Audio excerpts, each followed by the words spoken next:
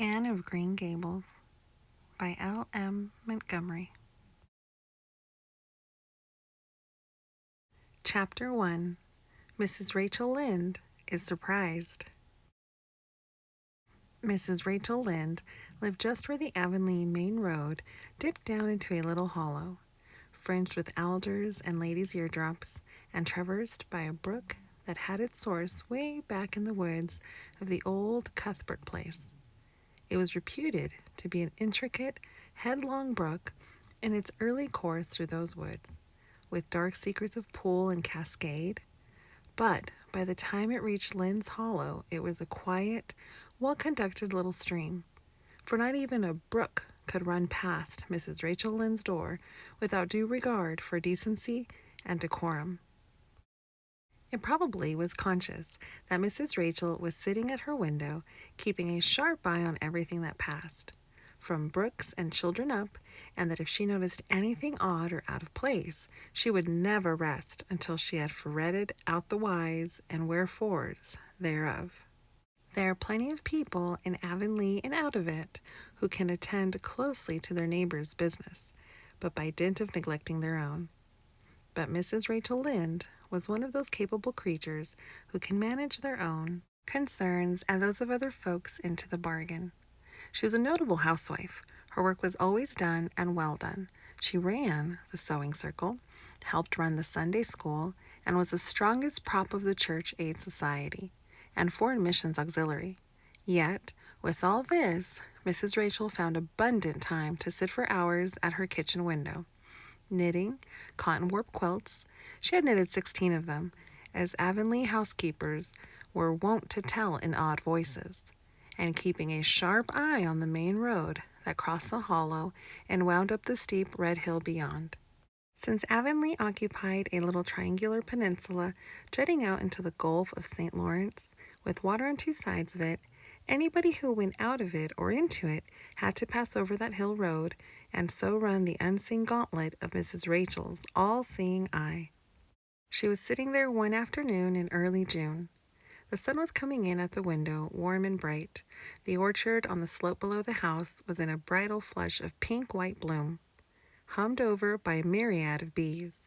Thomas Lynde, a meek little man, whom Avonlea people called Rachel Lynde's husband, was sowing his late turnip seed on the hill field beyond the barn, and Matthew Cuthbert ought to have been sowing his on the big red brook field away over by Green Gables. Mrs. Rachel knew that he ought, because she had heard him tell Peter Morrison the evening before in William J. Blair's store over at Carmody that he meant to sow his turnip seed the next afternoon. Peter had asked him, of course, for Matthew Cuthbert had never been known to volunteer information about anything in his whole life. And yet, here was Matthew Cuthbert at 3:30 on the afternoon of a busy day, placidly driving over the hollow and up the hill. Moreover, he wore a white collar and his best suit of clothes, which was plain proof that he was going out of Avonlea, and he had the buggy and the sorrel mare, which betokened that he was going a considerable distance. Now, where was Matthew Cuthbert going, and why was he going there? Had it been any other man in Avonlea, Mrs. Rachel, deftly putting this and that together, might have given a pretty good guess as to both questions. But Matthew so rarely went from home that it must be something pressing and unusual which was taking him. He was the shyest man alive and hated to have to go among strangers or to any place where he might have to talk.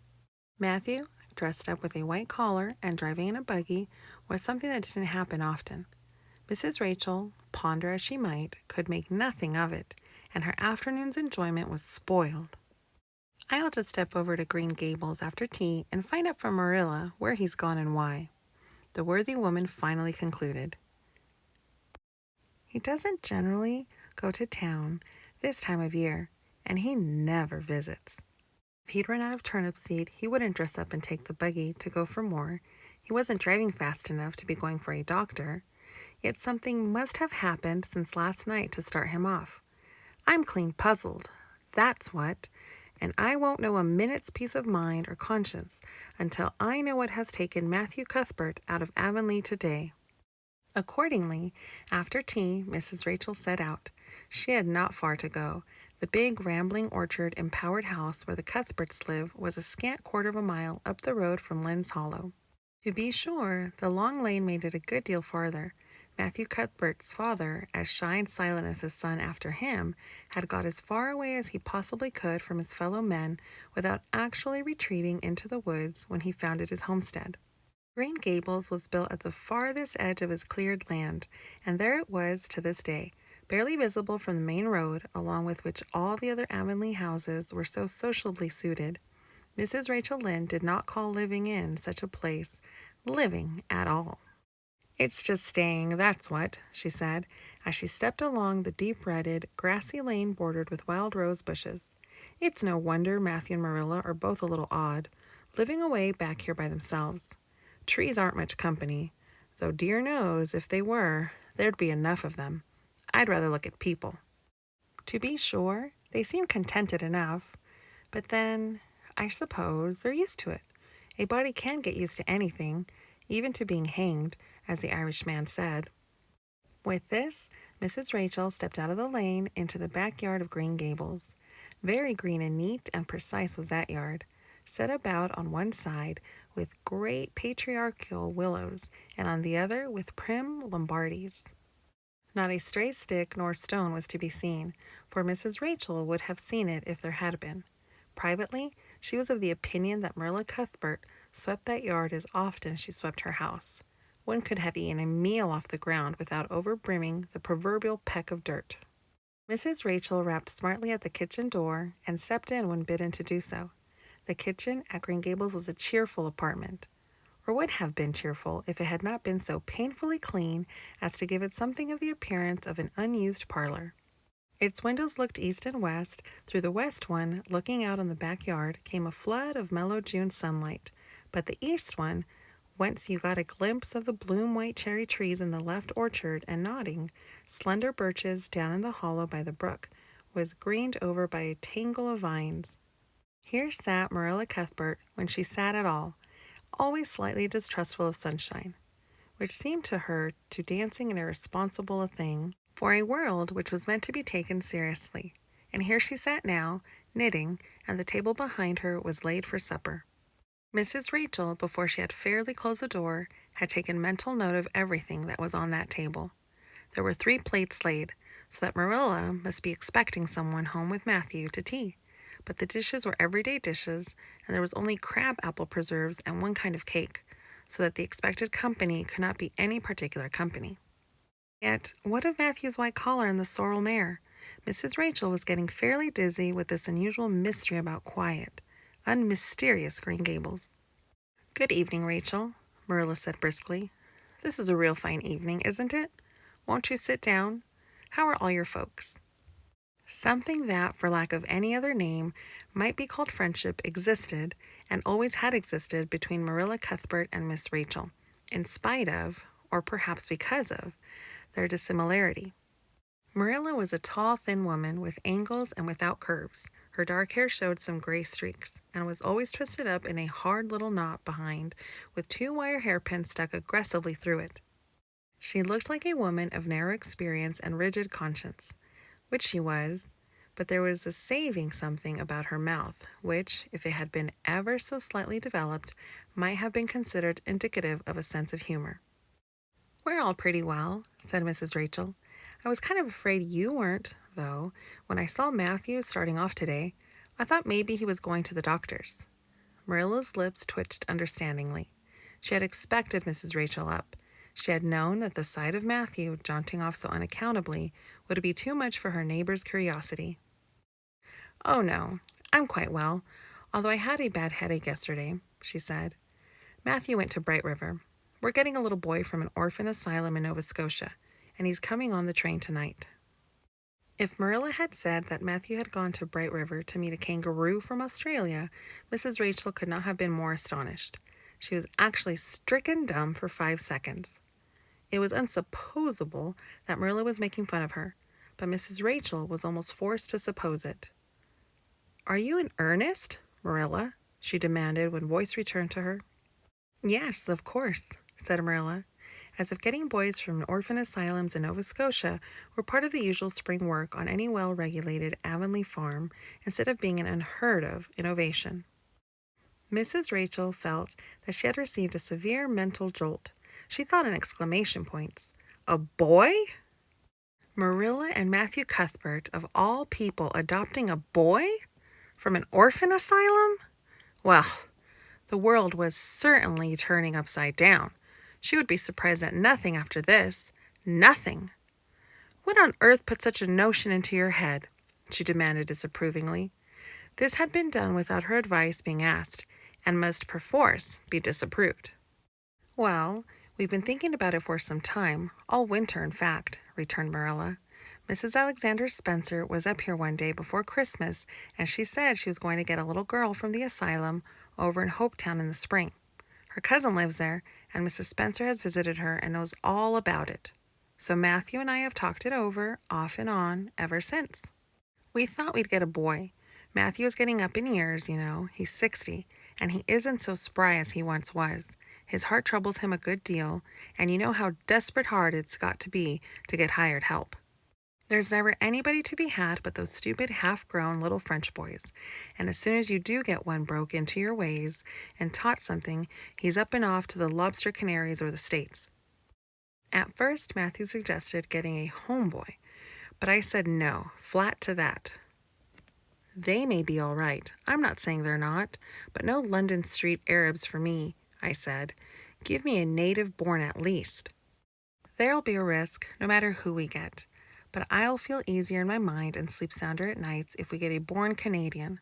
So in the end, we decided to ask Mrs. Spencer to pick us out one when she went over to get her little girl. We heard last week she was going, so we sent her word by Richard Spencer's folks at Carmody to bring us a smart, likely boy of about 10 or 11. We decided that would be the best age, old enough to be of some use in doing chores right off and young enough to be trained up proper. We mean to give him a good home and schooling. We had a telegram from Mrs. Alexander Spencer today. The mailman brought it from the station, saying they were coming on the 5:30 train tonight. So Matthew went to Bright River to meet him. Mrs. Spencer will drop him off there. Of course, she goes on to White Sand Station herself. Mrs. Rachel prided herself on always speaking her mind. She proceeded to speak it now, having adjusted her mental attitude to this amazing piece of news. Well, Marilla, I'll just tell you plain that I think you're doing a mighty foolish thing. Risky thing, that's what. You don't know what you're getting. You're bringing a strange child into your house and home, and you don't know a single thing about him, not what his disposition is like, nor what sort of parents he had, nor how he's likely to turn out. Why, it was only last week I read in the paper how a man and his wife up west of the island took a boy out of an orphan asylum, and he set to fire the house at night, set it on purpose, Marilla, and nearly burnt them to a crisp in their beds. And I know another case where an adopted boy used to suck the eggs. They couldn't break him of it. If you had asked my advice in the matter, which you didn't do, Marilla, I'd have said for mercy's sake not to think of such a thing, that's what. This job's comforting seemed neither to offend nor alarm Marilla. She knitted steadily on. I don't deny there's something in what you say, Rachel. I've had some qualms myself, but Matthew was terrible set on it. I could see that, so I gave in. It's so seldom Matthew sets his mind on anything that when he does, I always feel it's my duty to give in. And as for the risk, there's risks in pretty near everything a body does in this world. There's risks in people's having children of their own if it comes to that. They don't always turn out well. And then Nova Scotia's right close to the island. It isn't as if we were getting him from England or the States. He can't be much different from ourselves. Well, I hope it will turn out all right, said Mrs. Rachel, in a tone that plainly indicated her painful doubts. Only don't say I didn't warn you if he burns Green Gables down or puts strychnine in the well. I heard of a case over in New Brunswick where an orphan asylum child did that, and the whole family died in fearful agonies. Only it was a girl in that instance. Well, we're not getting a girl, said Marilla, as if poisoning wells were a purely feminine accomplishment and not to be dreaded in the case of a boy. I'd never dream of taking a girl to bring up. I wonder at Mrs. Alexander Spencer for doing it. But there, She wouldn't shrink from adopting a whole orphan asylum if she took it into her head. Mrs. Rachel would have liked to stay until Matthew came home with his imported orphan, but, reflecting that would be a good 2 hours at least before his arrival, she concluded to go up the road to Robert Bell's and tell them the news. It would certainly make a sensation second to none, and Mrs. Rachel dearly loved to make a sensation. So she took herself away, somewhat to Marilla's relief, for the latter felt her doubts and fears reviving under the influence of Mrs. Rachel's pessimism. "Well, of all things that ever were or will be," ejaculated Mrs. Rachel when she was safely out in the lane. "It does really seem as if I must be dreaming. Well, I'm sorry for that poor young one, and no mistake. Matthew and Marilla don't know anything about children, and they'll expect him to be wiser and steadier than his own grandfather, if so be's he ever had a grandfather, which is doubtful. It seems uncanny to think of a child at Green Gables somehow. There's never been one there, for Matthew and Marilla were grown up when the new house was built, if they ever were children, which is hard to believe when one looks at them. I wouldn't be in that orphan's shoes for anything. My, but I pity him, that's what." So said Mrs. Rachel to the wild rose bushes out of the fullness of her heart. But if she could have seen the child who was waiting patiently at the Bright River station at that very moment, her pity would have been still deeper and more profound.